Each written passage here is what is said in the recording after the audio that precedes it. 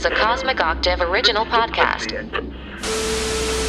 Me and Jake running down the street with a handful of comic books, kicking ass and banging chicks and drinking booze No, not and me. smoking Not weed. me. I'm married. Yeah, well, I'm married. Jake. Can't do that. Yeah. Off panel, off topic. With Jake and Tyler. What up, yo? It's episode 241 of Off Panel What Off happened? Topic. Are we MTV raps? It's your boy Jake. And It's the morning zoo with Dr. Zebra and fucking, I don't know. and fucking chucking. Chucking? Yeah, he's a chicken. He's a chicken. The morning zoo. Yeah, it's all, dude. That's a Coming up, we got Stone Time Temple out. Pilots tickets. time out. What? Fuck this show. I want to pitch this show to you. Animated show where it's a zoo morning show, but it's literally hosted by zoo? animals. Yeah. Well, my co-host was supposed to be a gazelle, but our receptionist is a lion, and you wouldn't fucking believe what happened. If you ain't a lion, you ain't trained. You wouldn't believe what happened. The gazelle came in, the lion ate her. No host. So I'm gonna try to do my best by myself. All right, here's my first pitch for a character: an elephant. I want an elephant to be one of the hosts, just because an elephant in a recording booth sounds funny to me. We can work around it. I'm not saying it's 100%, but So I'm Tyler. we call That's it. We true. literally should call it the morning zoo. The morning zoo. You know what? I think I like doing this on the air so that every one of our No. 7 listeners can steal our They ideas. can't steal shit. 'Cause it's Copyright. Copyright law, which is being rewritten behind your back. This is OPOT. You don't know shit. This is property of OPOT Studios Cooper. OPOT Studios. and OPOT Animation. OPOT Studios. Oh, you can download our app, OPOT Plus Max. God. Gold Edition. Punch myself in the face so hard. All right. I would love the money, but we will God. start the show in a second, but I want to yell at a cloud for a second. Yes. Because Yell at a cloud. Yeah. I'm going to stop singing. you know what frustrates me playing video games What? at this age? And this has frustrated me for a long time. I was looking around sometime because there's always really big sales on the PlayStation Store. So I was looking around for some games, and a friend of mine recommended Assassin's Creed Valhalla, and I had never played it. It was on sale, and like you can get the game and all the extra content for like $30. Wow. But I had to dig to find that deal because there's like 16 different versions of this fucking game, and capitalism is dog shit, everybody, because this is what we get now. Should I buy this version of this game or this version of this game or then this version of this game or this version of this? But I gotta get the deluxe premium gold edition. It's even worse than that. Every year, motherfuckers buy Madden, the new Madden. Yeah. And why? It's the same fucking game, but it's different players. And now it's gonna be owned by the Saudis. Aren't you happy? Aren't you happy? Really? Well, there was a whole thing about a Saudi. I think it's the same company that's been getting people to come over there for entertainment purposes. God. And throwing so much money at them, they forget that 9/11 happened. Yeah, and that they, kill people And that for they chopped up Jamal Yeah, Khashoggi. they, you know what else they do? They kill people who have They been, kill gay people. who have been raped. Yeah. Interestingly, if you live in Saudi Arabia, you're a woman and you were You can't assaulted, even have exposed and you skin. go to the police and tell them you were assaulted, you get killed. I don't think I ever want to be associated with anybody who has that sort of thought process when confronted with an assault victim. Yeah, fuck that. Fuck Saudi Arabia. Yeah, just in case you forgot. So yeah, fuck EA. Fuck 'em, man. Yeah, but no, that shit drives me crazy. Oh, and while we're on the subject, just wanted to let you all know that the genocide and removal of Gaza Strip and the West Bank is almost complete by the genocidal Israeli government. They are still bombing the fucking shit out of all of those poor fucking shitheads, and it's disgusting. And and it has to be said once again because we're on the subject. It is not. It is not anti-Semitism to be anti-Israel. Yeah. It is not. Yes. The But Israeli policies are gross. I'm just frustrated. I haven't had a chance to play it yet, but I just that things like that annoy me, and I'm just saying that, like, that's because we've allowed this Were we talking system about to be video like games? this. Sorry. Yeah, I know. I You took it completely derailed the whole show. Well, but what do it's you fine. want me to do? I'm pissed right now. You should all be pissed. Oh my god. I almost bit my tongue off. I'm so pissed. Wow. So yeah, we got some news. I will admit, I dropped the ball. I did not finish Wonder Man. God damn it! Yeah, we got to push it another week. For the three of you who are left after my left wing rant, Yeah, there. Jesus. Not even 6 minutes into the show. Hey, What man, do you? Hey, look. that's the world we live in. That's. I don't want to be this way. I hate to, it's a cliche, but if you're not pissed, you're not paying attention. That's right. You know what? That was a good one. Yeah, I beat you on that one. Turn that up. No, Yes. dude. No, I Okay, will do it again. not. Do it again. I will not. That was a good one. Yeah, I like how we beat do you this on on that the air. one, man. Yeah, we do Because I'm wild. Yeah. Oh yeah, fuck with the knobs. We some gotta more, turn it man, up. and slide it up and down.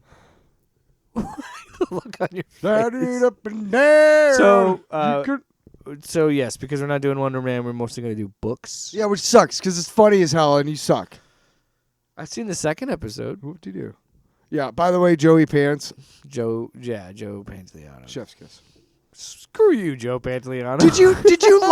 Did you? Okay. So they're walking down the hall and they're talking about Midnight Run. Yeah. Did you realize that at that moment I realized that this show was made expressly for me? Yes, I love it when you shouted at me. Turn on your mic down. You're so loud. What? You're loud, man. You're fucking loud. But yes, that seemed an extremely niche reference to be like, did Tyler Allen write? Were you a ghostwriter on this show somehow? I was sitting there. So yeah, In I the tried corner. multiple times. I'll be honest, I also watched Fallout because it's amazing. Some people are kind of mixed on that, and I gotta say, well, because I think there are some, characters' emotional arcs that get wrapped up, but not every storyline gets wrapped up. But that's also because they knew they were getting a third season, so they're leaving dangling plot threads to the next season. And I think some people that were upset about that are forgetting how traditional TV works, because it's like, unless you know the show is ending or unless it does get canceled and it's just an abrupt cliffhanger, most of the time they always have a cliffhanger to keep you back for the next season. That's just how it works. So I'm not really bothered by that. I'm okay with that because I know there's a third season. They're setting some things up for that, and I'm okay with it. But no, I want to finish it because the 2 episodes I did see, I really enjoyed. I can't wait to. It's pretty spectacular. It is pretty spectacular. And I'll say this. His costume looks good. If it is- I've seen his costume. If it is a one season self-contained episode, or self-contained season, whatever you want to say, I will be a little disappointed if we never see Wonder Man again. I'll say that. I'm just curious of how he's gonna work and everything coming up, but I don't know that. To be really honest, I don't think he will. Once you see this end of the series, you'll know what I'm talking about. Oh. I think based on Which you were supposed to do 2 Well- weeks ago. fuck you. It's only been out like a week. Week and a day. It's 8 days. Well, fuck you. Okay, how's that? So yes, next week I'll try and finish all those episodes. All right, I apologize. And they're not long either, so I need to just sit down and Yeah, what the fuck? Wow. All right, So, what are we doing? well, we got to get some news. Oh. I promise this won't get dark. Well, no. What? First, we need to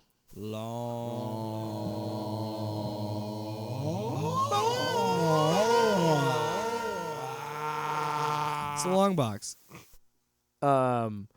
Yeah. Do I get to start this week? No. Yeah, I was gonna say go ahead because what you did happened like in the night before. So go ahead. The day after. So I went on a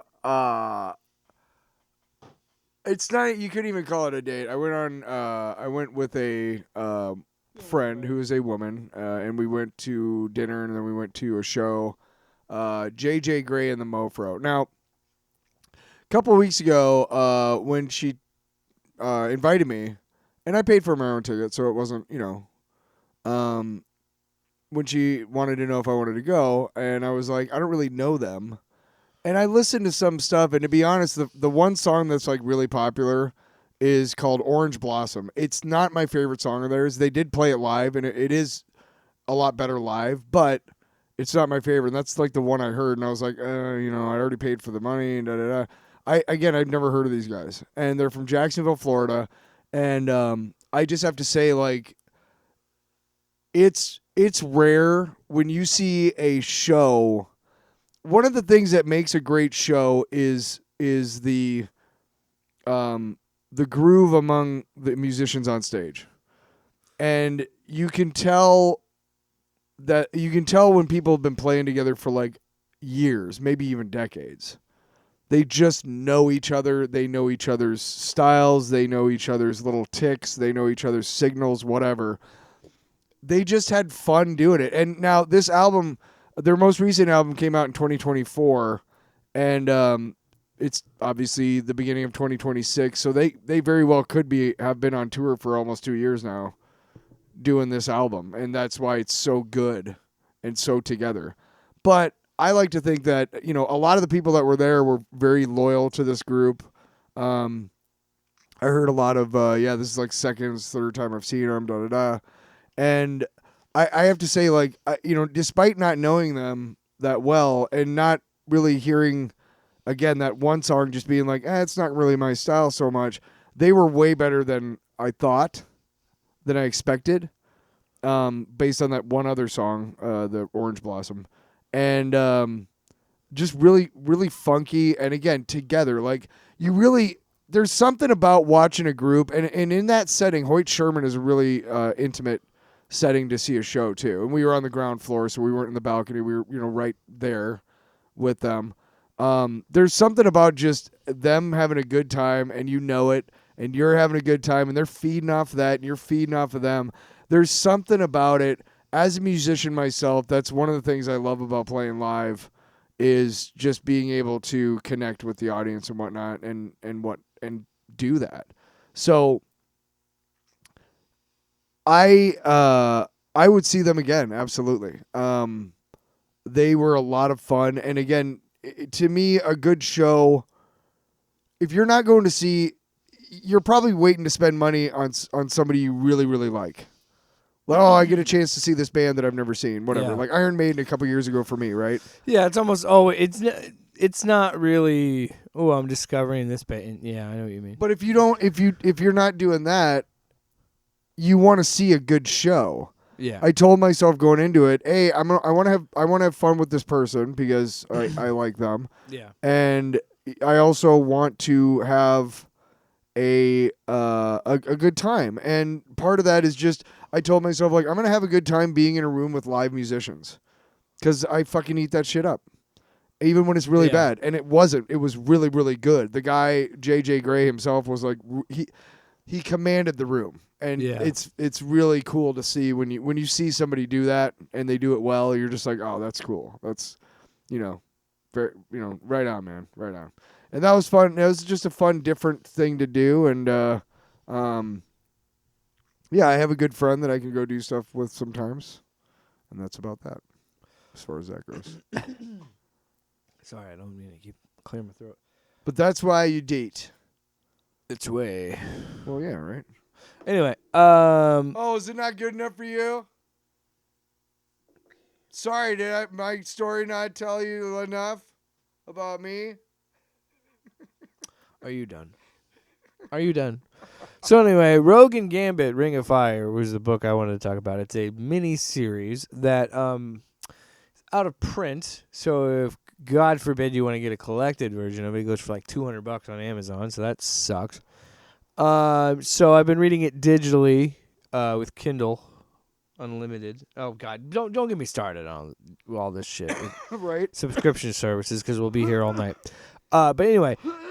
I've not. Damn it! I'm sorry. It's a 5-issue miniseries that she wrote in 2018, and then she wrote a sequel to it, Mr. and Mrs. X. And I've been playing a lot of Rivals, so I've been wanting to read more stories with Rogue because, again, synergy. And that was one of the ones that kept popping up of like, this is a great story of their, like, that really dives into their relationship throughout the comics. So, I've read the first 3 issues. Yeah, the first 3 issues, or yeah, I think I have 2 more to read. Or I am on the 3rd one. Yeah, I read the first couple. The point is, I'm about halfway through this trade, and yeah, I really love how it is. It's one of those things where, you know, we talked about what makes these stories so, back to Wonder Man, right? What makes that so good is, while there is elements of the fantastic stuff that is the Marvel Universe and superhero stuff, it's still a character study. And that's what I think is so interesting about this series is there's action and there is a plot that has to do with being superheroes and stuff, but really there's the real plot is about Gambit and Rogue having couples therapy and breaking down why these are 2 people that clearly love each other, but why can't they figure this out romantically? Or if it's worth having and maybe they could just be friends. Like, you know, that there's a real conversation that 2 adults have. That possibly that were romantically involved and possibly want to go back down that road. It's such an interesting it's what I love about comic books, where you can have scenes where they're fighting these supercharged mutants that are at this facility that they're also getting couples therapy at. You know what I mean? Like, you can have those elements, but then have some really good character moments with Rogue and Gambit. And like they have this interesting moment where they explain the first time meeting each other. In the session, Rogue explains it one way. But Gambit she says to Gambit, why did you step in like that and not let me just tell my version of it? Yeah. Because when they met, she was under the spell of the Shadow. She was being mind controlled by Shadow King, and there's a whole thing. So it's still in continuity, and that's what I love about it, where it does take those elements. And then so you see it through her vision, the story told through her point of view one way during the session, and then later it's told through Gambit's perspective that actually happened. Oh. Including them getting busy. And surprise, surprise, Gambit's retelling of it is like, I was awesome. And Rogue's retelling is he was okay. Also, I think I'm so late to X-Men. I never really mostly when I read the comics, it was Spider-Man, it was Batman and stuff like that. So it was never things like the X-Men or Fantastic Four or anything like that. So I've come into X-Men comics late, and I've been like reading or watching videos like breaking down like some of the biggest arcs and stuff like that. So I know the history of the X-Men and stuff. And I always knew their relationship was complicated, but I never really read any of their books, so I haven't really... As someone that is knowledgeable about X-Men, but not, like, read much about these 2 characters, I think it's written well enough and broad enough that anybody could pick it up and understand that these 2 have history together. And, yeah, it's, like I said, it's a really cool character study of their relationship. And then, yeah, it makes me want to read her sequel, which is Mr. and Mrs. X, which is about them getting married, which is sweet. I've heard. It's so super good. And part of it is, and I identify with this relationship a lot. I joke with my wife, and I said, their relationship, it reminds me of us. Where, like, it's, yeah, like you said, it's like he fawns over her and in love with her, and she's just like, I like him too. He obsesses over me. Yeah. That's why I like it. Anyway, that's enough for that. Let's get into the news real quick. Time for that news. So, I'm going to say this. We will talk about the Epstein files. But we're not going to get into the dark stuff. I just want to I'm using it as a point. Simply to mock a group of people that we've mocked. And these people are the grifters. The people that have made careers off of spreading hatred and bigotry for money. Because I got news for you guys. You are what you hate, right? Because we find out that Epstein had a meeting back in October 2011 where he met the owner of 4chan, or the person that was running 4chan at that time. It was Pool. I can't remember his name. Whatever. The point is, when he met the Pool, the guy who runs 4chan had just launched a politically oriented forum called Poll, which became popular with right-wing extremists, and the site eventually became a cesspool of far-right extremism, violent rhetoric, propaganda, and incubated the pro-Trump conspiracy theory, as many know as QAnon. 4 days after Epstein met with Poole, Nikolaik, the guy that organized this Zoom meeting, emailed Epstein again with a comment on 4chan's potential, quote, "This article describes why I find Moot," the username for the guy who owns 4chan, "interesting. The potential for manipulation is huge." End quote. So, like Nerdrotic, Heels versus Babyface, Young Ripa, all the pieces Eric July, of shit that we've had all to those talk grifters about that we've over talked the about in the years. past, they in some way got their whole game from a fucking billionaire pedophile. And if that doesn't point out, if that how doesn't make you want to pathetic- shut your fucking channel down and go and hide for the rest of your life, then you're fucking garbage. We already knew you're garbage, but now like there's proof. You know what I mean? You let the fucking human shit stain that is Steve Bannon do all this. Gamergate, all that shit, all of the stuff that spawned these fucking channels came from Steve Bannon and fucking Jeffrey Epstein and this fucking Pool Moot fuckface from 4chan. That's what did all that. So you can respectfully get the fuck out of here and go back to where you came from because you're a fucking tourist like we told you were. And you know what? I will say this. I generally don't gatekeep when it comes to things that I love. We joke. We're the opposite. Come the fuck in here. Let's talk. Let's talk about all the cool shit. Except if you're that. If you take your marching orders inadvertently, I'm not saying they're connected directly at Epstein here. I'm just saying that their whole game, their whole grift came from shit. It started with this because they manipulated the fucking internet and fueled all this. So all I'm saying is, you were never really fans of this shit. Or if you were, you missed the fucking point a long time ago. So get the fuck out. That's when I'll gatekeep. When it comes to Nazi fucking pedophiles. Get the fuck out of here. Yep.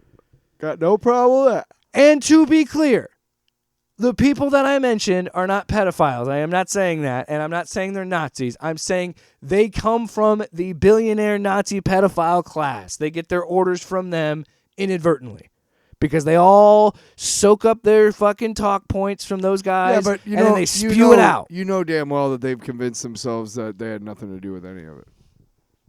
Because that's what they do. They grift so hard, they've grifted themselves. Yeah, and again, I'm not saying like they're getting their orders directly from them. I'm just saying that's the playbook you're taking They've also from. lost the ability to say, I made a mistake. No.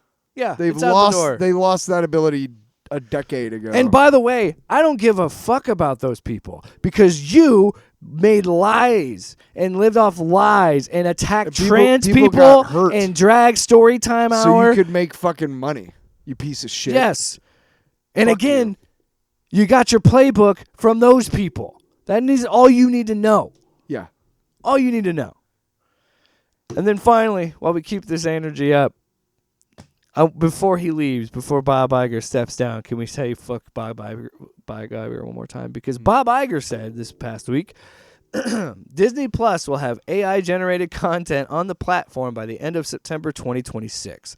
OpenAI's Sora will be able to AI-generate 30-second videos based on 250 characters from Disney, Marvel, Pixar, and Star Wars. What was the strikes for? What was the point of that? Why? Why did we strike? Like, it's just like, what are we doing? What are we doing? How many times do we have to scream into the void and realize, own your shit. Do whatever you can to self-publish and do not let these fucking idiots touch your art. Mm-hmm. Because these bean counters, and what I mean by that is that it's an old school term where they just count the beans. They don't look at the people. They just count them like beans and just say, get on, you're laid off, you're out of here, you're gone. You know what I mean? And now we're like, oh, let's put AI-generated shit of all these copyrighted characters because that won't blow up in our faces. Sheesh. Whatever, dude. Well, I mean, whatever. Can we be positive? Yeah.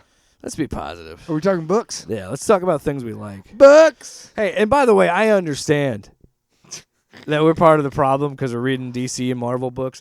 But yeah, and he also it's hard to do this in a world dominated by capitalism. The thing that let's sucks be real. too. The thing that sucks too is I made I'm actually making a big social media push for my music and stuff, and I'm trying to get myself to do 3 posts a day because that's what they tell you is that's the bare minimum. If you want to have any growth at all, you have to post 3 times a day on social media every fucking day.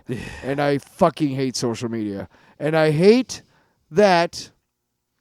If somebody, like this whole podcast thing and people on YouTube that we were just talking about and whatnot, all of it is bad for society, to be really honest. Having all this disparate content and all of this stuff while none of us manufacture anything or make anything, this is bad, right? And I hate that if somebody came to me and said, hey, I'll give you $1 million so that you can do your podcast full time, I hate that I would be like, sure. Because you know what? I read a tweet today. Nobody's interested in trying to save anything anymore. Everybody's just trying to make enough money so that this shit won't affect them anymore. And I got to be honest. I'm embarrassed to admit it, but I'm a part of me feels that way. Yeah, of course. If I can make if I can make enough money doing this, which no, or doing my music, which probably not either, then yay. But well, that's why it's now more than ever it's important to try and support the stuff you can, through Patreon and things like that. And if you the podcasts that you like are big enough or whatever. But honestly, that's got to be the way forward. But even then, I don't know, man. It is what it is. I just want to say I'm not trying to I get if people want to throw criticism as me well, you're talking about Marvel and DC books and blah blah blah. I get that. Patreon wouldn't work for me. I thought about it, and I was like, well, you kind of have to do something every day. And to make it worth a monthly thing. Right. So, and I'm like, yeah, it's complicated. How about $1.99 a month for a weekly check-in? I could write a book About what you don't know. Speaking of, I'm still excited for that. Did you see the trailer? We talked about it last week. Isn't Idris Elba Man-at-Arms? I think so, yeah. And Allison Brie is the evil chick. Can't remember her name. Evil Lynn? Yes. Of course. It's dorky, so it's got to be Evil Lynn. Evil Lynn. Evil Lynn! All right, so last week we talked about Absolute Wonder Woman. Yes. Well, no. We Absolute talked Batman. about Arc M, actually, last time. Absolute Batman. So, because, it wasn't last week. It was Arc M, but now we have in our hands Absolute Batman number 16. Finally. So it's the Wonder Woman, Absolute Wonder Woman, Absolute Batman crossover. Can I just say this? What? Worth the wait. It's really good. I have become a fan of Nick Dragotta. Told you. I love his Two-Face design. I still don't like some of his faces, but that's such a minor thing when it comes to everything else. Like when they see the Cyclops. Yeah, it's amazing. So fucking good, right? So anyway, it picks up... Hang on. I want to say this too. Okay. In the main DC continuity, they often ship Superman, Wonder Woman. In the absolute continuity, I want to ship Batman, Wonder Woman. Well, they did do that in Justice League. In the Justice League, it was like a Bruce... I'm just saying, I'm saying that was like a Bruce the way Timm. they interact with each other, yeah, I think there's a that's... mutual respect, and they should be boning. Sorry. I mean, I would like to see it. I want to see Bruce rail down. There's a subreddit for that, Tyler. So anyway, Believe it or not, there's probably a the Twitch channel. The for that. story picks up. No, I guarantee you, there's a subreddit for that. Bruce is picking up where he left off at his construction job. Yep. And then he goes to visit Oswald and We meet Harvey, this world's Lucius Fox, by the way, who runs which the is cool. construction place that he works at. It's kind of nice, like every once in a while in these absolute books, you'll see. In this one, also, you'll see a couple of Superman characters in that we haven't seen yet, that are used in interesting ways. So he visits Oswald and Harvey, and they're both resentful towards him. Yeah. Obviously, because Oswald's like, "Yeah, well, you chose what happened to you. I didn't get to choose this." Essentially, and then Harvey says, "Harsh Oz," and then Oz just grunts at him, and then he goes, "Yeah, no, he deserved it." Again, I love the character design of Two-Face, where his hair, he's got this long white mullet with the scars and stuff, and then a Penguin looks grotesque and creepy, and then it just bat out of hell, title page. Beat it here, title page. So then Batman summons Wonder Woman, which he can only do one more time now because he can only use it 3 times, and he used it in her book, and now he's using it in his. And he's like, I need help to turn Wayland back to being Wayland. He doesn't say Wayland right away. I thought he was talking about Oswald. I was gonna say it's a good bait and switch. I forgot about Wayland, to be honest. So he's like, look, So there's a stupid. lot of It's the like coolest part of this there's fucking book is a giant fucking killer croc. He goes, there's a lot of them human animal hybrid chimeras. There's a lot of them in Greek mythology. Yeah, little Alex Jones for you. And he says, where's he been? yeah, I know, right? Bring him back, dude. At least he was kind of harmless, sort of. Oh God, no. Oh God, no. Oh, he's gotten so much worse. He's still around, huh? It's time to pray. Jesus. Anyway, Batman. He summons her, and so there's got to be a way to help me. And she's like, okay, I think I have an idea, but hold on, let me pull it back here. She goes, I'm afraid of nothing to cure your friend anywhere on this plane. I do know of an artifact that might help in the other realm, but the journey would be long and deadly, a few weeks' travel at least. Bruce goes, I have a job. And then she's just like, yeah, well, luckily for you, time works different. And then so the next couple panels is them relaying their origin to each other, but going through this weird realm. And like each couple, the jumps, so it goes like, okay, day 1. And the next couple panels, day 2, day 3, and then day 7, day 10, day 11. Like, yeah, but read what he's doing. Like, don't touch that because it's. Well, let me we got a lot to go through here, okay? I know, but I want Let me get to the. Let me do my thing. That's part of the fun. Is like every panel is oh like. My God. Let me fucking get to it. God. You didn't even let me get to it, man. You stonewalled me. There's a wall. Move on. There's no. I want. You've been so stonewalled. Anyway. Yeah, so they explain where she's going. It's like this place that exists between the surface world and the underworld beneath my mother's island. And essentially what they're doing is they're looking to seek to challenge Acropolis. Acrolis? I think Akrols. LIS. Just let me see it. No. Why didn't you save the page? Because you can find it. You can find it, you Well, son of a bitch. All right.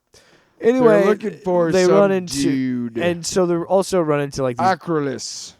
that's what happened. They're beneath my mother's island. Aya. Are you calling someone? Over here. So they're walking and it's see like they day see all these 2. mythical creatures. If you look and at the shit. lightning, it will kill you. Day 3, Yeah, if you yeah. listen to its song, it will kill you. Day 7, if you stumble, the sands will kill you. Day 10, keep up. Day 11, is that a Cyclops? Yes. If you look in his eye, he'll kill me. No, it's just impolite. Being rude, Why yeah. would he kill you? And then this Cyclops looks at him like, Yeah, what like, the fuck? what the fuck is your deal, dickhead? But I know what you mean about you would like to see them together because there is that part where they finally reach him and they're like, you brought your mate. And he's like, and they both, it's a splash page of them jumping in the air together. Like, we're not together. Good shit. Yeah. And it's him with his axe, his stupid axe. Oh, Okay, let me see this. So, by the way, on the journey there, we do see, real quick aside, Alfred feeding Waylon, Yeah. which is kind of hilarious. He's like, "Dad, don't eat me." yeah, you fucker. So, excuse me. They find the dead body with the coins on its eyes. It's payment for Charon, the ferryman, Yep. to buy passage to Elysium, where fallen heroes dwell, which is Greek mythology. Yep. So then, when they go to camp, Bruce goes to sleep, and Diana puts coins on his eyes. Yeah. And then, this is such a beautiful. I texted you about this because it made me cry. So these next 2 pages. So the first thing you see is a panel that's a wide panel of the bat suit, but it's on a young Bruce. It's just the cowl and the cape, and then he's like, "Wait, what's happening?" Takes it off. He gets to see his dad, and he just immediately runs and hugs him, which is so cute. And then they're having a chat, and he's like, "Come walk with me, and let's just have a talk." And it's like, I think I was probably prone to be suckers for this before my dad died, but goddamn, you put something like this in a book, I'm gonna weep every time. So, yeah, Bruce essentially says, "It's just, you're a hero, Dad. That day at the zoo, you saved us. Me, Ozzy, Waylon, all of us. Me, I'm trying, but I just keep hurting everyone I care about." Mm-hmm. And then it just like, the fatherly approach of like, "This might come as a surprise, but I don't think of what I did that day at the zoo as saving you." And then Bruce is like, "I don't get it." And he says, "No, for me, saving you was what I did every day before that one, teaching you, being your dad." So beautiful. So damn good. You're crying, Mary. About to. But like this, and then this, I'm a sucker for a dead parent giving the hero courage, Like, "You're an engineer, Bruce. Building isn't about any ribbon cutting. It's the commitment to making the city better, visualizing what could be and working every day to make it so. Little by little, even in those moments, it just seems out of reach, especially in those moments. So get out there and build." And he's just like, "I really miss you, Dad." I was like, fuck me, I'm crying reading this shit. And then what I love about books like this snaps us back to the fight. And yeah, it's the scene where it's like, "Oh yeah, you brought your mate." And they're like, "We're not together, dude." And they fucking swing on him. But they both got boners. They both get fucking... They both got Oh my God, I wanted to talk about this because... Mind boners! Like I've talked about before, Nick Dragotta is really good at drawing like these grotesque, bulbous, crazy creatures, but also really good at physical comedy, because there's a panel that made me legitimately laugh, and it's like, so Can I see it? Yeah, I'll point it. Jeez Louise. God. It's called, you ever heard of the little thing called Rising Action? And then a climax? No, yeah, I've heard of a climax. So they're trying to take him down, and then they're like, he is trying to use his cape to whip him down, and then he hits him under while she attacks him from up top. And then he's kind of just standing there, and she goes, "Bruce, never standing behind a set tor." And he just goes, "What?" But like his look is like, "Huh?" And he just looks like a doofus because he's just standing there with his axe like, "Huh?" Bam. Yeah, he gets donkey kicked so hard he flies off the thing. And this part was badass. So he's falling, and then you see, thoo, and then you just see fucking Pegasus fly down, catch him, and then he just goes, "I got your bat centaur right here," as he's flying in on fucking Pegasus. This, again, is the most metal fucking Batman there is, this absolute Batman. And you know what? Praise Darkseid. Thank you. Because this is Darkseid's world. I want you to know that. Not really, dude. Obviously, I'm not anti-life. Come on. And then, yeah. We're pro-life. So anyway. Shit. Fuck. I'm in pro-choice. So then Batman goes to charge him, and he gets hit with an arrow, and then he gets knocked down, taken out of the fight, and Wonder Woman beats up the Centaur and wins, essentially. Yep. And she's like, he's like, "Diana, I failed. I couldn't get the artifact." And she's like, "You didn't fail, Bruce. Remember what I told you. Now, let's get you home." She's just like, "No, man, you're good." So then he realizes, oh, the arrow that I was hit with. The arrow. He takes it out of him and he sends it gives it to Waylon, leaves a note. Wear this necklace, let it touch your skin. You are never alone. I'm like, stop trying to make me cry so much, Scott Snyder. Fuck you, Scott Snyder. Again, amazing work to make it equally fucking badass and metal and hardcore, but also, honestly, a very touching story. You know what I mean? About a boy's loss and getting a chance to be with his wife. Also, one of the saddest ones is when she's carrying him away and he sees his dad one last time and he's like, wait, I wanted to stay a little bit longer. It's like, damn. I want to point out, Also, A+. Fucking loved it. A+. yeah. I want to point out that the best part of the book almost is the two of the cover is the two of them standing looking at each other, and Batman is saying, "Go to hell," because she's from there. All right. So from Absolute Batman 16 to Absolute Wonder Woman number 16. By the way, that was by Scott Snyder and Nick Dragotta, of course. and yeah. A+ across the board. We both love that. Don't forget the sounder. The sounder. Sounder. I could write a book about what you don't know. Oh yeah. All right. So yeah, we got this book here. This book here. Did we do the sounder? Yeah. All right. This is. We just played it. We took a break. I had to pee. Yeah, I know. So anyway, this book is Are you gonna mop that up at some point? just pee to the corner. I mean, you just literally got up and go, "I'll be right back." He walked Zip. 2 feet. He walked 2 feet away, not even around a corner or anything. Just peed. That's right. So, this is one of the rare times Not where I'm really. like, I don't know, man. This $1 cover is pretty dope.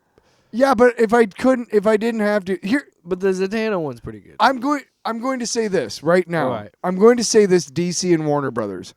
I don't give a fuck if I miss an issue from now on. I will not. I have told the people at Jay's I will not accept those. Stop giving them to me. I will not buy them. And if I can't find one on the shelf that doesn't have those stupid fucking dollar covers, I won't buy the issue anymore. I'll just miss it. That's fact. That's a fact, Jack. I've already told him. I'm like, stop doing that to me. I will not buy them. Kelly Thompson and Hayden Sherman Yeah. are the team on this. So this No reason. If you can't if you're seriously using that to make a couple extra $100,000 off of comic book sales, that is a fucking shitty. Because Anyway, so the book starts with Diana as a baby, and Aphrodite shows up with Cersei, and she's like, what's she say here? She says, "Hello, little gumdrop." Just kidding. Like, why would Aphrodite have that voice? But she just says hi to Diana, and she says, "And what did you do today, darling girl?" And then she says, "Wake up, Diana." And then Diana wakes up. good one. With the hair on. She's talking to Ferdinand, and she's like, "Hey, you guys can stay here as long as you want. You can leave whenever you want. Your guests here." And then we cut to. I really like this scene. So they cut to Steve Trevor being on trial because of his actions to side with Wonder Woman with the Hecatoncheires, right? Or Tecatoncheires.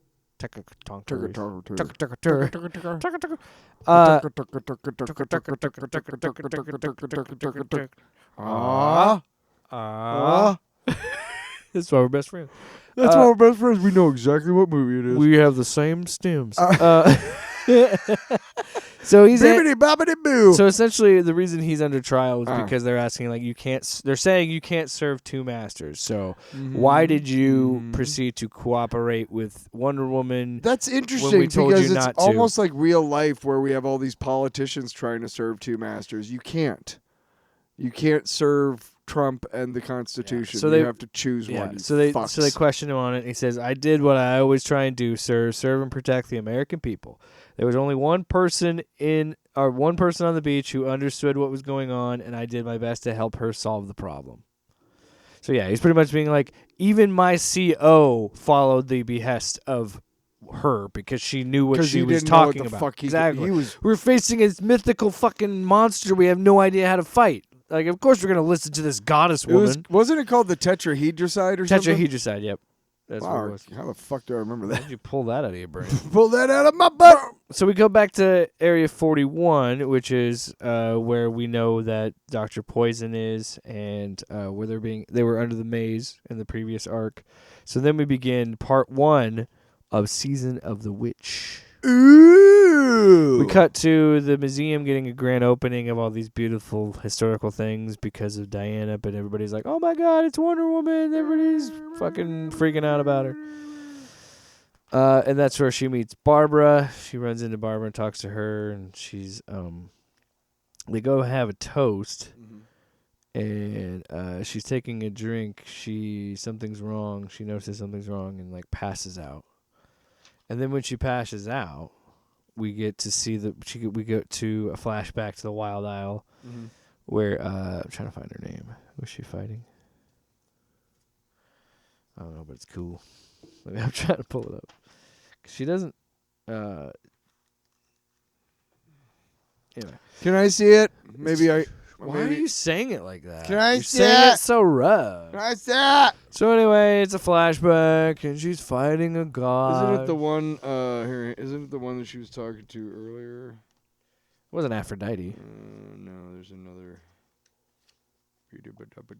We also see Jay Cale, and she's talking. The Veronica Cale. Yeah. And she's talking about the parasite and stuff, so that's interesting. Because later on, We also she has later a on we'll see a really cool version of the Suicide Squad. Wow. Spoilers. Spoiler, yeah. I can't remember. I thought she. Anyway, she's fighting this Yeah. goddess, and she Yeah. turns into a tiger, and they fight. She says shit, and she's like, "Language princess," Yeah. which made me laugh. And then we cut back to her waking up, and she's like, "How long was I out?" And Barbara's like, "Not very long at all." And then I don't know what else happens there. You got the book. You got the book, Tyler. It's just the way she's like, why doesn't she come to see me anymore? I think it's Aphrodite because she's the tiger and then she's got the horns and she's the goddess of the hunt. Yeah. But she's Aphrodite's the goddess of love. No, it's Artemis. Artemis, that's who it is, yeah. Yeah, Because Aphrodite's love. Yeah. Anyway, And lust. so how long was I? Was it? And then it's my magic. I can't access it. And then but why my- is that? But my arm, if I was really cut off from magic, I think it would disappear. But it's here and it feels fine. And what does that mean?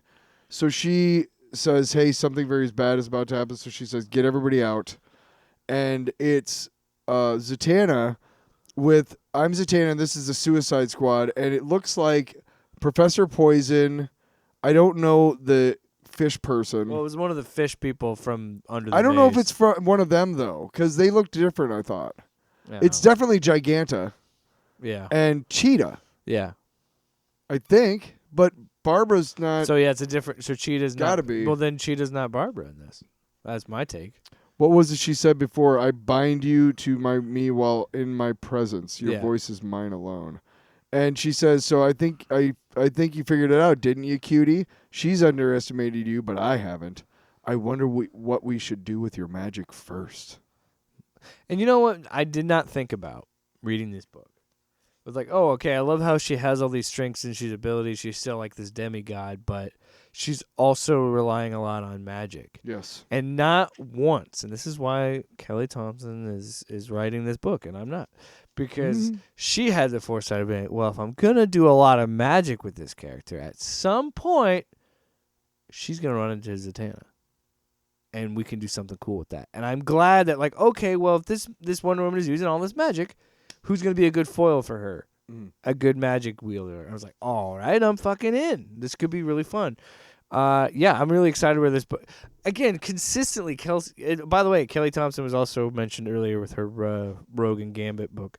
Yeah, she continues to be one of my favorite writers right now. She's really fucking good, man. I'm really excited to see. see. It's consistently been phenomenal. I got to be honest. Like we already knew Zatanna was coming because it was at the end of the first arc, and last issue they said next issue Zatanna. Yeah.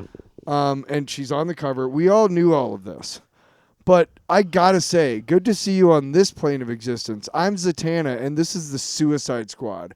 You ready to do this? That was one of my favorite splash pages so far this year because it was such an unexpected, like, oh, the Suicide Squad. Why wouldn't And Vanessa it's her create one? rogues. Yeah. That was probably to me what made this book an A+ for me. Yeah. They continue to just be awesome. But the fact that I love it when they do stuff like that and you see like a character and you're like, oh, that's interesting how they use them instead of the way that they Well, normally appear. yeah, I think we both agree. Both those books, A+. Cause I honestly every fucking month. every book we're going to be talking about tonight has been fucking solid. They were all really Pretty good. much, yeah. Oh boy. And I continue. Look, here's the problem.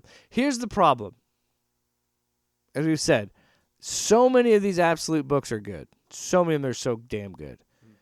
And I struggle putting this above Superman, which right in my hand is absolute Martian Manhunter number 8. Because I've enjoyed both books thoroughly, but I would say it is... I would argue this... I don't know. I'm just saying I really love this series, and it's hard to rank them because I love them all. It's like picking your favorite kids. I think what you need to do when you're reading... If you're reading Absolute Martian Manhunter along with us, I think... And obviously I can't tell you how to like something, but I think what has brought me to invest my time and money in it every month is the fact that instead of trying to piece together what the fuck is happening, don't try. Well, just go along for the ride. I think the more I've read this book, the more I've understood that, like, I have no fucking clue what is happening, and I don't care. But I do. Because it's so gorgeous. I do, though. I think I know. We've always known what's happening. It's always been in front of our face the whole time. It's the white Martian manipulating everything still. Sure. Like, again, you and I were going back and forth on this, where I'm like, when I heard that they were announced for Look, 12... at the end, there's a sniper with who's a hippie sniper who snorts up fucking... Dude, we'll get there. I know, but Jesus, what the fuck are you saying? You understand it. No, I'm saying that, like, what I understand Explain is it to me. this creative team signed on for 12 fucking issues. Yeah. And this is a 12-issue story. That's what I'm saying, too, is that we're on 8. It's going to make sense, and it all makes sense. I hope at the end of it that I'm like, okay, cool. But at the same time, if I get to the end of it and I'm like, I don't really understand it. Look, Defenders, what was it? Was it just Defenders? And then Defenders Beyond, those 2 series we did that were also we didn't do the sequel to that it. were also Javier Rodriguez art, fucking gorgeous, right?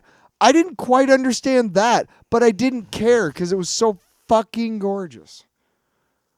I'm serious. I will I think that I do understand the story. I do like the characters. I do like the writing. It's just I'm also. Let me say. you don't want to get Martian man fucked. Martian man fucked. Wow, there's a fucking drop. You don't want to get Martian Man fucked. New country song from Luke Bryan. Fucking poser fuck. Out here in this red oasis, you know. Real quick, Jelly Roll can eat my fucking ass. Fuck you, dude. You fucking piece of shit. You fucking opportunist, dude. I don't know. Let it be known. Time out. Let it be known that he is pro Jelly Roll donuts. No, I'm not. I fucking fuck that. Give me an old fashioned idiot. No, dude. I don't know how he didn't show up at every fucking drug house or buy, and everybody didn't immediately see this fuck and go, narc. That dude's a narc. Yeah. How did he ever buy enough drugs to get addicted? I wouldn't have sold him shit. Absolute Martian Manhunter number 8. God, I hate Jelly Roll. Fuck that guy. It's sorry, that name is so insane. Piece of shit. The name is so insane. Garbage. Jesus. Ah! Fuck off, dude. You fucking creep. Are you fucking done? I wanna guess talk about this book. Let me put it this way about Martian Manhunter. Jesus. Shut up. Absolute Martian Man. Okay, the second round was Absolute Martian Manhunter, Absolute Flash, and Absolute Green Lantern. And I can say without a doubt, after reading, I think 5 of each of the other 2, that Absolute Green Lantern and Absolute Flash were absolutely fucking terrible. Absolute ass. Yeah. I went along with Absolute really. Martian Manhunter at first because of the art. But also, it was more linear at the beginning. It wasn't as fucking crazy as it is now in issue 8. But let me put it this way. Oh, my God.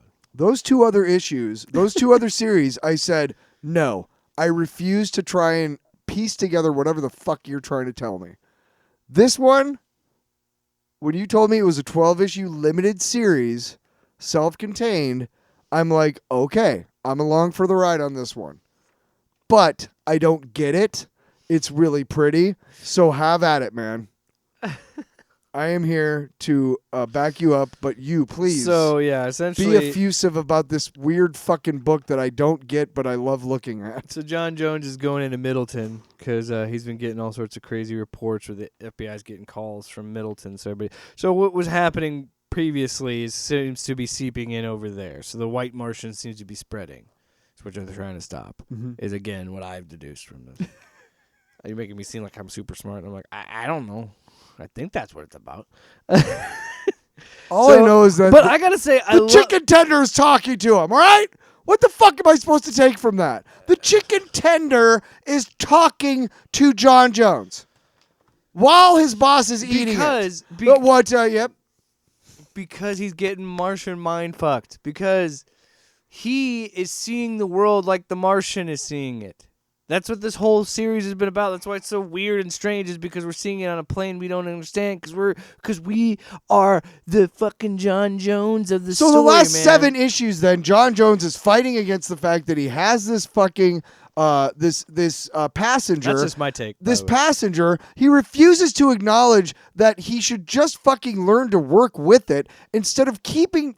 He continues to fight against it, right? And at some point during this issue, he says, "No, I want a night off to be with my wife," which is understandable. Absolutely.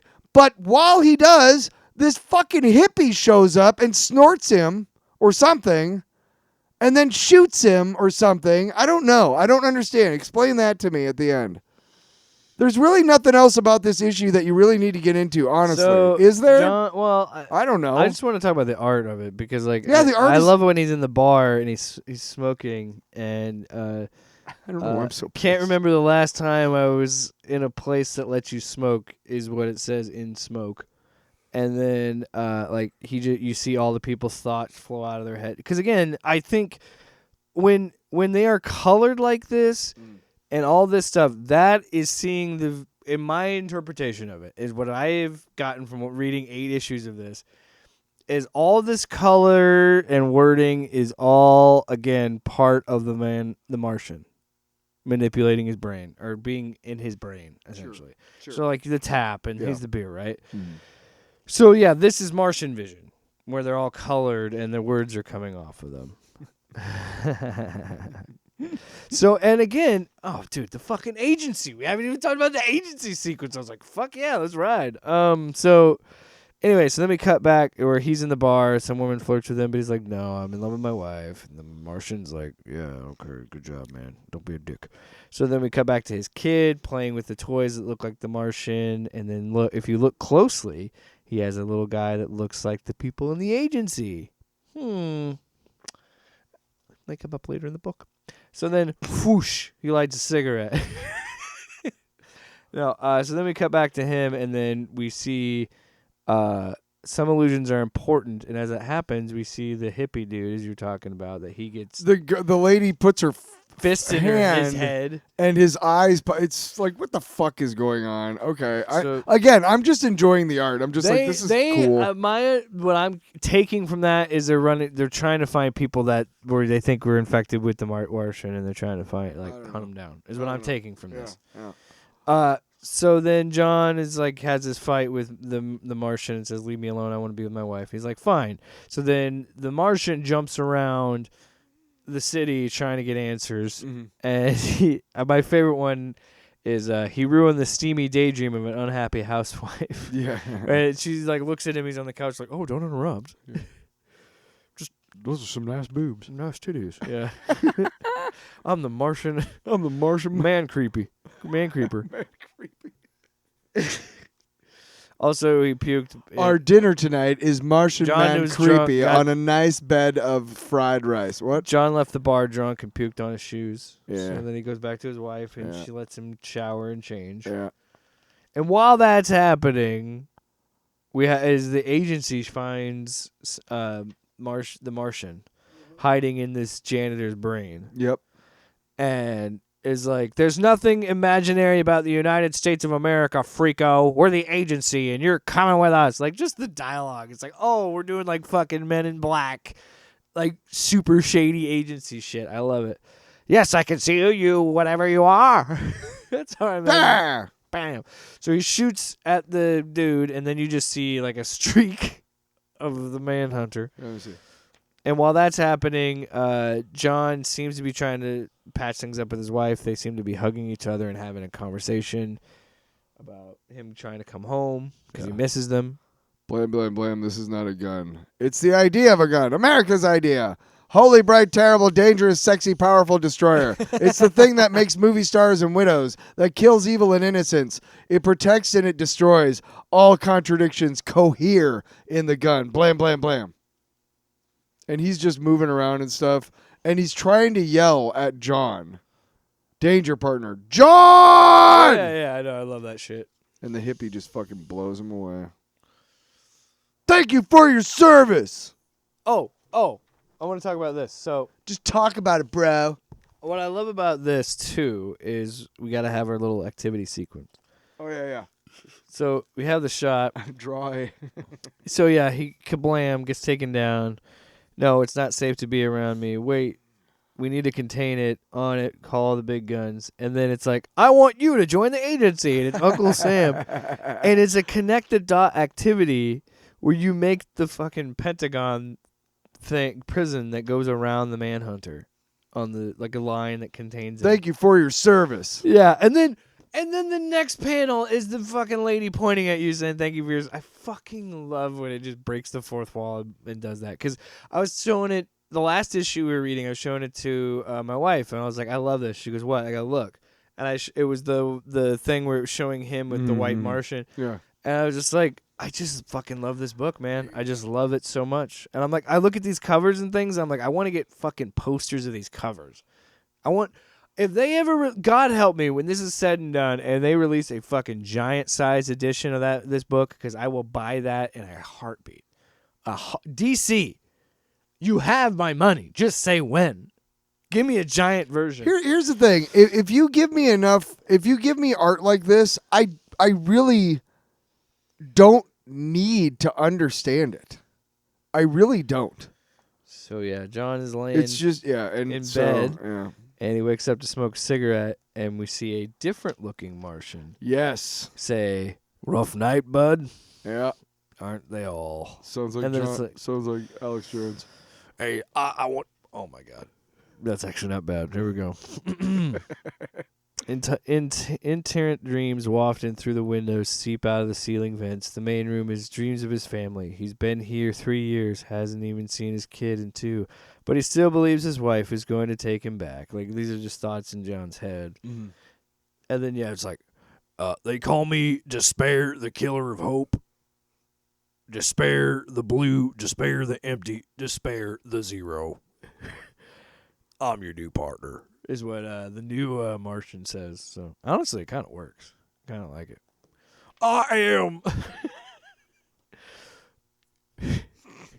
I'm the Martian Manhunter. Yeah, Alex Jones is Despair and Jesse Ventura as the Martian. Oh, yeah, let me find something that he says.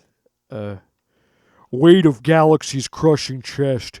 If you're experiencing any of these symptoms, seek help from your local Martian higher being partner. You gotta say slash.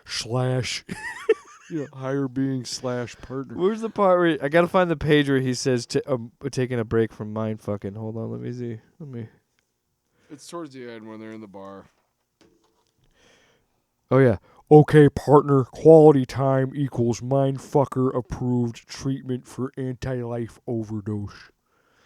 Can I get that on a t-shirt? Anti-life overdose. Anyway, I would give that a good A. I don't want to say A plus and just be like they ought, but no, I really like this book. I think it's gonna. I love the idea that we use the Wonder Woman book and the Batman book to do a team up. They know of Superman, but they haven't met each other yet. But I do love the idea that the Martian Manhunter book is going to be the one I think this is meant to. The Martian knows he's in the wrong universe, or something about the Martian in this plane of existence. The Martian understands that Darkseid controls this universe. And that's the whole point. So I love the idea that like this book could be the one that's like, oh, this is how we're going to bring in Darkseid, the knowledge of Darkseid running everything or something. I don't know. Yeah. But regardless, I love where this is going, and I continue to enjoy it every month. Read books, yeah. Give me the book. Give yourself your book. Well, I don't know what you want. God. All right, now it's time to. I could write a book about what you don't know. Now it's time to move on to the good ones, the Marvel books. Wow. You gave Wonder Woman and Batman A+. What are you talking about? What are you talking about? You shill. What are you talking about? You fucking DC shill. So, hey. We're at Mortal Thor number 6. What? Oh. Mortal Thor.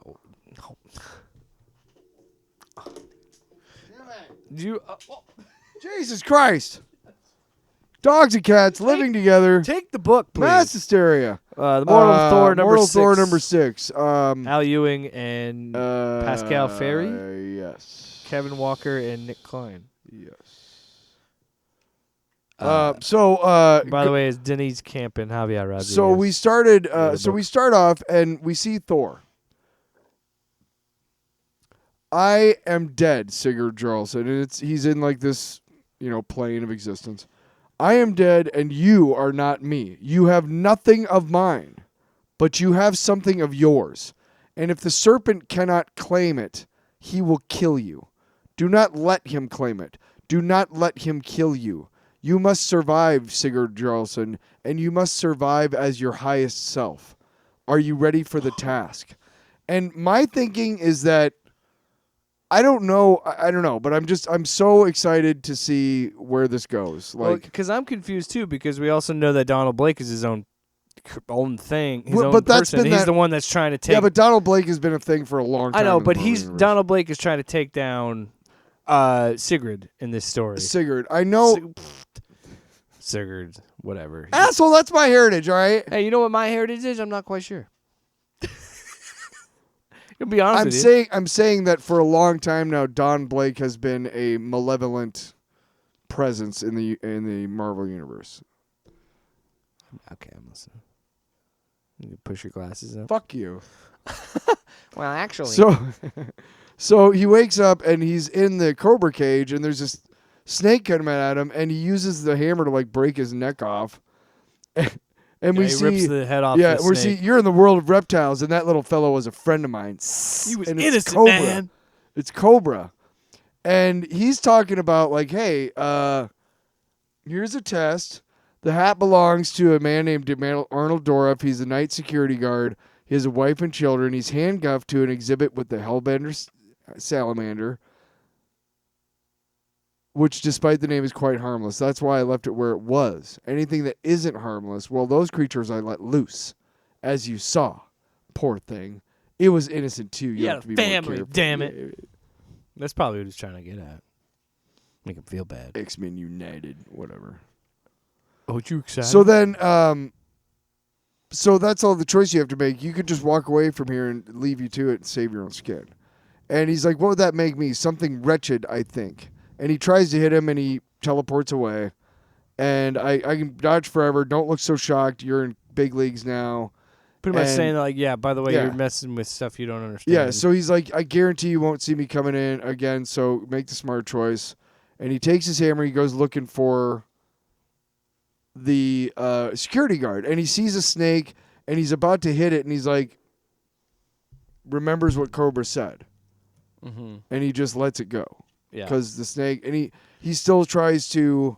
And again, like the previous issues, we're seeing him try and embody more of being like Thor, and like so maybe. So then he gets, he did but then hear the Python gets him, and he's like, "Off me, you!" And we see the Raven Judgment. Midgard's Vior in his rage will slay the worm, and will you, mortal man, with nothing in your hand, will you walk as my son would walk? I created Blake, and even as he is twisted and damned, he works a piece of my will. We must weigh you, boy. 3 judgments I foresee, and that's Odin, and he's no longer a god, and he can't. Yeah, ever he go left back to Valhalla. Yeah. He can't go back. So we see Sigurd struggling, and he sees the alligator cage, and he breaks open the alligator, and the alligator starts eating the fucking python. Yeah, it was awesome. And he's like, "I'm sorry, both of you, I am." And he goes and finds the security guard. But then Cobra shows up again, and he's like, "Hey, I've got you." He's fighting him and stuff. So he has to run and catch this fucking bomb that he throws at the security guard, and he somehow catches it. He's fast enough and throws it back at him, and it breaks into him. And they leave, or he gets him and he traps him. Yeah, which and again chokes him out. Yeah, he doesn't kill him. And you talk too much. Yeah. He says his name, and he says, "You talk too much," and takes him out. Does he snap his neck, or does he just knock him out? He just knocks him out. But, because, he wouldn't kill him, because that's not what Thor would do. Are we sure he's dead? I've seen too many horror flicks. He was breathing when we left him, but I cannot put the snakes back in the cages, so we will see. Yeah. And he's like, "Don't touch the doors." He rigged them. So he rigged the doors to electrocute Sigurd. So if he would have said, "I'm going to walk away and save my own skin," he would have died. Yeah, and he says to use the wood part because that wouldn't conduct cause the explosion, but he doesn't hear him. He touches it with the hammer part and blows him back. And it's like, you would have probably died. Yeah, I'm going to call the cops. He would stick around like, "No, I am in trouble with the police, I think." And he's like, "Thanks for not running." And he's like, "What is this game you were playing, Blake? What are the rules?" We see Kristen, and it looks like he and Chris are kind of a thing a little bit. She and seemed then to we hug see him like she was interested in him. And then we see partner. Yeah. Mr. Hyde. But why? And if you know anything about Mr. Hyde from the Marvel Universe, he is a vicious motherfucker. He literally crippled Jarvis back in the day. When Jarvis was a butler. He still Not is. an AI. He still is. No, in the he's MCU. an AI. In the MCU, Yeah. he is. Okay. As far as I know, he's still You a jerk. butler in the. Yeah, I give it a Shut B. up! I thought it was a good issue. It's fun. I'm enjoying this series. I'm going to give it an A-. And the reason why is because I really do like what they're trying to do with the Thor character in the mythos. I like the idea that instead of, this is just a really long fucking winded way of bringing back Thor. I like the idea of maybe Sigurd Jarlson being known as the mortal Thor because he's immortal. Not immortal, mortal. Yeah, but yes, I see what you mean. Like similar to how Jane was the mighty Thor, and like where as we've noticed now with what Jason Aaron was doing, and the more current stuff with Thor is like it's more of a mantle than anything. So that could be what Al Ewing is trying. Thor's dead. Odin's no longer Odin, and that's what Al Ewing might be trying to do. Is like, what if Loki is a fucking little kid? Let's take away the thing that makes Thor two things that make Thor immortal. Or two things that make Thor who he is. It's a mortal god, and he has Mjolnir. Okay, let's take those both away. And that's why I think I've been reading the Doctor Strange book, is because he's the Sorcerer Supreme of Asgard. At some point, stuff's gonna have to reset, and I wanna read all about it. All right, what's the last one, motherfucker? Wow. I could write a book about what you don't So know. rude. Apparently, you don't know manners. All right, this is Infernal Hulk. Infernal.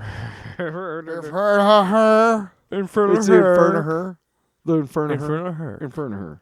Infernal Hulk number 3 Infernal by Phillip Kennedy Johnson, Kev Walker, and Nick Klein.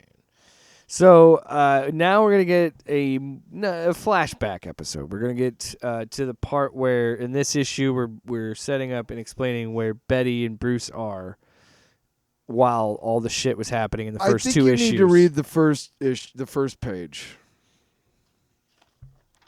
The first. The suicide part? Yeah, because it's important. I mean, if you are struggling with thoughts of self-harm or are worried about a friend or loved one, please reach out to a counselor or someone you trust or dial 988 for the Suicide and Crisis Lifeline. Because here's what you need to understand right now is that Betty and Bruce Banner are two people who have been destroyed up and down and all around throughout their lives. They've never known a moment of peace in their lives. Betty not only became the Red She-Hulk at one point, she also became the Harpy, who was one of the Defenders, you remember? Yeah. And now she's human again, and she's been human for a while, and they are trying to struggle with the fact that they're probably wanted individuals, so Bruce they need to hide who they are. Yeah. Yes, they don't. He doesn't have Hulk. She's not Harpy, and they have to deal with this. And I just have to say that hats off to the creative team here for doing what they needed to do to create a accurate portrayal of mental health struggles and what some of these heroes that we love to read about might be going through if we really saw into their lives. So we find out there's 3 months after what happened to them with the Infernal Hulk.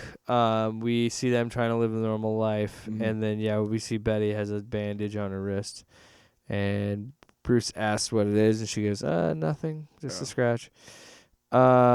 So then we cut to them being David, which I love the fact that he's David Banner, which is a nice little nod to the TV show. He's David something, not Banner. But it's when you see David, it's like, okay, David. Well, fun fact: the reason why they made him David Bruce Banner in the TV show in the 70s was because, I'm not kidding, Bruce was known, and you know how like Karen has become a name for synonymous with like Bruce is like a douche name, a gay name. Yes. That sucks. How fucking stupid and fucking dumb is this country? All right. Yeah, Heather, by the way. Betty goes by Heather in this to hide their identities. Yeah, David and Heather are new here, and then they're talking, and then they're having a work party, and then Betty sees the Infernal Hulk on the TV, and she starts to scratch where she had her bandage and starts to bleed. Yes. Bruce notices it, grabs her and says, let's just get out of here, and takes her to the bathroom. Well, it's because the fucking Hulk is on the TV. Which, Infernal Hulk, I said that, is tearing through the fucking city and just destroying Kentucky, and she's like, what the fuck? This horrible thing that, happened to us is back. So then she's in the stall, and he's talking to her, and he's like, let's just go home. We'll say you got sick. And she's like, I just don't want this thing to control me anymore. It can't hurt me. And then she's looking in the mirror, and the Harpy's jumping out of the mirror. Like, it's such a good job of, again, we've said it with the first couple issues. I'll say it again here. I love the fact that we, and I know we have been meaning to read Immortal Hulk, but I do love recently, the last few years, that they have kind of leaned in doing, like, more monster Hulk stories, like horror stories. And Captain America's picking his nose at me, this action figure. So just reclining and picking. We cut to later that night. They're sitting on the couch. Bruce says he's going to bed and asks if she wants to join. She's like, no, I'm going to stay up for a little while. Yeah. And he says, okay, sounds good. And then also, while she's dealing with her shit, with everything with the Hulk and the Harpy stuff and all the pain she's dealing, so is Bruce, because he's having moments in his head of rage and outbursts that are the Hulk again. Yeah. Obviously, he's not the Hulk. Right. He's like, part where he wants her simply just to go to bed with him, because he's trying desperately to get. He's like, I get it, I understand, but like, let's just try and live a normal life for once. Yes, and he is struggling trying to get her to do that because obviously there's a lot of fucking trauma there. Yes. For both of them, obviously. And then, so yeah, like there's a great 2 panels where he says, okay, sounds good. And then the sounds good part is him screaming at her as the Hulk of like, just go to bed with me. Just try and do that. And it's like, a very accurate portrayal of 2 people that love each other but are broken. And they don't know how to deal with their trauma right now. And then a few hours later, it was like, honestly, probably the hardest part of the issue, I think, like the saddest. I'm like, fuck. Like, you really feel her pain, where it's a big splash page. She's sitting on the counter, and it's on the floor of the kitchen. It's not on the counter, on the floor, I mean. And she says, I couldn't open the ice cream, and it's just ice cream is all over the floor, everywhere. She has a knife, and it's just been cut open, and she just couldn't get it open. And she's like, she says, stay back. And then she kind of lays it out of like, I was possessed by this, I became this Hulk. I was possessed by this demon. And I can't fucking open ice cream. I'm so fucking weak. And it's just like such a human moment. And you can't help but feel for her. Well, it's even worse than that because, I mean, the Hulk and fragile the Hulk and the human. Gamma has brought nothing but pain to these people. And when it's gone, they miss it. Mm-hmm. It's even worse than that, you know? I mean... Yeah, you get addicted to that power. And then, yeah, she says, I'm so weak and fragile and human. I will not go back to this. I do not accept this life. I don't want it. It's like, God. And then you kind of... It's brilliant. It's brilliant writing because in the last issue, I was like, oh, great. Now I got to find out what happened. Like, joking. I'm glad we got this issue because then it also plays with you as the reader, and I love this, where we were rooting for the Infernal Hulk a little bit in those first 2 issues. You're like, yeah, fucking watch him squeeze these people like toothpaste and watch their guts pop and their heads explode. And I'll say now this. You start to feel like shit because you're like, wow, there's real collateral damage. There's to this. an issue called Hulk Smashes Everything, and or there's a series, and I didn't notice it till it was number 2, and I don't want to start a comic like on number 2 that pisses me off. Yeah. I need to read the first one or it's just not worth it. Yeah. So I haven't bought it, but I gotta be honest. Look, if you're telling me, hey, you know what, we're gonna give you like the Thing. I think we had the Thing breaks the Marvel universe or something like that, and that was really fun. Give me that all day. But yeah, this is humbling. This is like, oh. It kind of manipulates you as the reader. God, was I sitting on the sidelines cheering for that? Because in those first 2 issues, I was like, yeah, that's awesome. Yeah, fucking sweet. Did you see him rip apart that giant monster? Did you see him squeeze that guy's head off? Like it was a fucking toothpaste cap? Wow, man.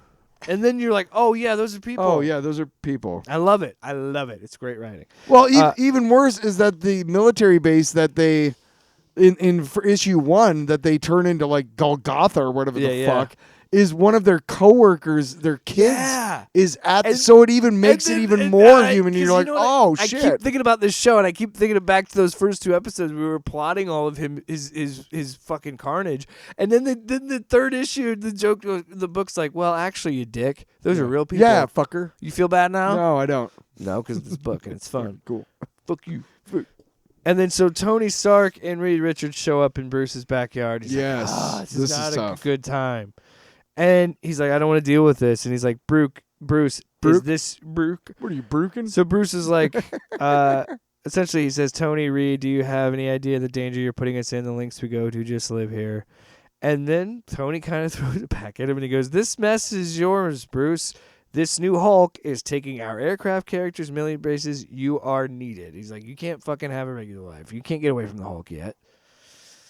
And then Reed is like, what happened? If this is your Hulk, why is someone else using it, and why are you here? And he explains what happened. So he says, yeah, they kind of relay what happened in the last few issues of the Hulk, and then the first... ripped out.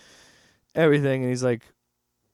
And then he says, look, for the Requiem plane, maybe you'll find something or someone that can help you. That's all the help I can give. Now please leave before somebody sees you. And then before you can finish, Tony says, what are you going to do if we don't, Bruce? Because he's like, making a good point. He's like, you're not going to be the Hulk. I could easily take you down, and so could Reed. And he's pretty much says, is like, I thought your Hulk transformations were scary, but they were nothing compared to this. One of the bravest, most selfless, most brilliant scientists who ever lived transformed into a sniveling coward. So enamored with your tiny, comfortable little life that you'll hide behind your white picket fence while the rest of the world burns. What did the eldest do to you, Bruce? Did it rip out your heart, your spine? What did it do to make you so small? And then, yeah. And? Essentially, because as he's saying that, I'm trying to...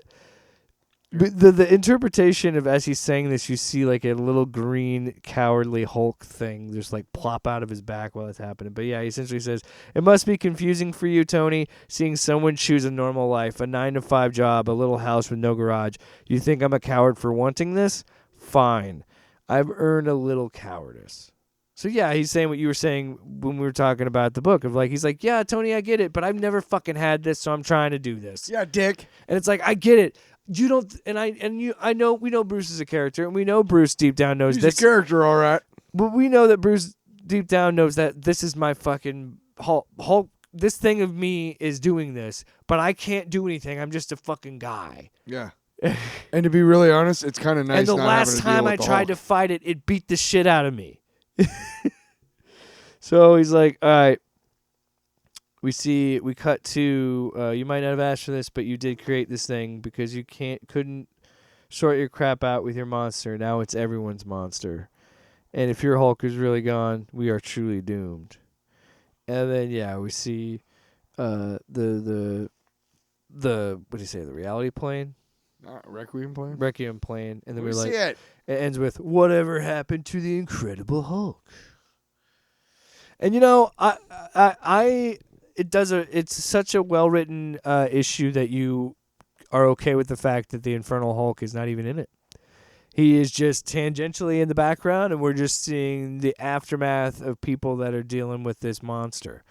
And, yeah, it's fucking awesome. It's a great issue, man. And I'll be quite honest with you, never really read any of Phillip Kennedy Johnson's work before, but now, similar to Kelly Thompson, I'm like, okay, this might be someone I need to read more of their stuff, you know? Because this has been an interesting book, to say the least. Again, I'll say this right now. Read comic books, kids, because you never know what you'll be into. Because if you would have said a few years ago, like, hey, would you be into this weird monster This Hulk? looks fun, dude. Yeah, all the different versions All of the Hulk different Hulks. fighting each other. My thought is, hey, Jake, would you want to see this Demon Hulk character, but not really Demon Hulk, but it's still a totally different new thing where it's like this? And I'm like, no, maybe not, but here I am now. Who, you know, reads comics. I give that an A. That was a great book. Great issue. Yeah, it was. I still have no idea. And, you know, deep down, like you said, you and I have talked about, we mentioned it with Mortal Thor, we mentioned it with Doctor Strange, of like, yeah, at the end of the day, I kind of know that they're going to do a status quo. And they're probably going to put, the story is going to end with Bruce getting back together with the Hulk. Of course. You know it is. Because they're literally even saying for issue 4, what happened to the Hulk? Yeah. So there you go. But, yeah, good stuff. I gave it an A. Well, yeah, and here's the thing. What about you, T. Bird? I give it an A. So here's the thing: is you had the Immortal Hulk, then you had Green Door and all then that. you had Spaceship Hulk, which just ended badly. Then you had what was the one before this? Before Infernal Hulk. I think it went back to just Incredible Hulk for a little bit. Yeah, that's right. But that was like a horror based almost. Which led to this. I read the first issue of that, which was pretty good, but I got away from it. And then when I saw this was coming up, I'm like, well, I gotta start the new Hulk series. I like what they've been doing with the Hulk the last 4 or 5 years. I do. I like that they've been exploring the different things you can do with this character, and the idea that hey, the Hulk is a spaceship and there's a bunch of Bruce Banners inside running it. Like, that's cool, but again, it ended badly because they gave the writing duties to the artist. And it was like, what? So I'm pretty sure that was when Donny Cates had his really bad car accident. He had to bow out, which we don't know what might have happened or whatever. I'm pretty sure he said he suffered some sort of brain damage. Like, it was bad. But Donny Cates was not writing the series Hulk was not Donny Cates. It was some other guy. Well, Al Ewing was doing Immortal Hulk, right? He did Immortal Hulk. And then, because Donny Was it Donny Cates? Yeah, Donny maybe it Cates was doing Venom and Thor at the time, and then Al, because he did it after Al Ewing, so he picked it up after Immortal Hulk, and he did Spaceship Hulk and all that. Okay, yeah. Because he was doing Hulk and Thor at the same time. Yep. So I like that they've been, exploring the dark side of Hulk. Yeah. But I think when you get done with all of this Infernal Hulk stuff, which will probably tear apart the whole fucking universe and blah, blah, when you get done with it, you are going to have to give us a good Hulk. You're going to have to give us a Professor Hulk. A merged Hulk, smart, heroic. You're going to have to give us one for at least a couple of years. Like the MCU? You've given us, seriously, like the last 4 or 5 years of Hulk series and stories have dealt with the fact that it is a dark character, the mental health aspects of being that alter ego, the Green Door stuff, all of that stuff has dealt with the dark side of the Hulk mythos. We need we know it's not going to be the happy ending because you're going to fucking bring him back to terror and hell again because it's the Hulk and it's Bruce Banner.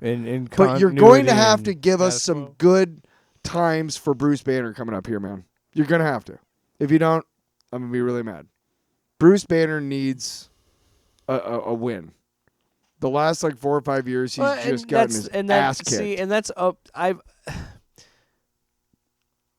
I feel like that's where the frustration comes. Ever since Civil War II, which is when Hawkeye killed him. And that's what led to Immortal And I Hulk. think that's why sometimes, that kind of ties into where I think people give comics a bad rap. Yep. Because I think the way I look at it, I always look at stories and things like this similar to life, where it's more meaningful and it matters so much more when it's over. Mm-hmm. You know what I mean? And it's hard to do that when you and I are talking about we're really enjoying this series, but we know at the end of the day it's going to just go back. It's going to revert back. It's already building to that the Hulk and Bruce are going to merge back together to fucking destroy this thing. Yes. We know. Yeah. But that doesn't mean I can't, and that's why I think, like I said, we always have to kind of look at it as I'm enjoying what Phillip Kennedy Johnson's doing with this, and I'm going to read Nick Klein's art. And that's what I mean. That's why I want to read. Fantastic. That's what I'm saying. I want to read these runs because I understand. Because I'm not going to look at it as one continuative story because it's just. We said fuck continuity. It sucks. It takes away the fun of it. Yes. I also want to state that we had a different artist. I mentioned that. Kev Walker and mentioned Cam it. Smith. Did you? Yeah. Fuck you. I had all the artists down. I wrote it down. Fuck you, man. Yeah, good shit, man. Sorry, bro. So, what next week? I will fucking. I promise I will watch Wonder Woman. Better, man. I will. You better. Did you say Wonder Woman? Wonder Man. Somebody asked me when I mentioned that. They're like, "What is that? Just Wonder Woman, but a man?" And I'm like, "Yeah, that's it. That's what you should have said. You should have said, yep,' and walked away." I did. I was like, "You nailed it." Gatekeep the fuck out of it, man. Nah, wow. I'm like, kinda. Right. Whoa, did Tyler just go Full asshole? And I can't let them know that, I didn't really know anything about the Guardians of the Galaxy before the movies or read any Thor books before the movie or anything like that. None of that. Don't let them know. Anyway. Captain America's fucking drunk, dude. He can't get drunk. Yeah, he can. Because he's a super Oh, whatever. That's Wolverine, dude. Oh, can I just... You can look it up. Hey. It's real. Listen to me. Yes. Secret Wars. Just give me one scene with Chris Evans and Hugh Jackman in World War II. Just one. Just one. Yes! Just yes! one! Yes! Yes and yes. Just one. Oh, my God, yes. Oh, my God, yes. Off panel, off topic with Jake and Tyler.